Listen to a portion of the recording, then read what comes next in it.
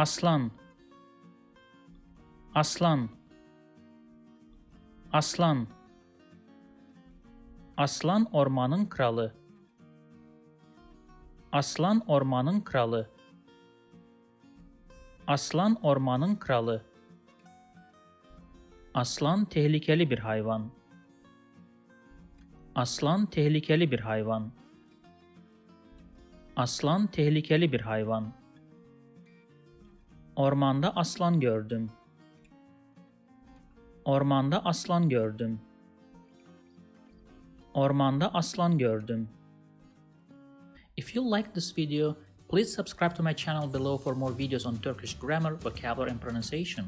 Also, if you think this video can benefit somebody else, please share it with them. Last, if you have any comment or request, please provide your feedback in the comment section below and I'll do my best to respond as soon as possible.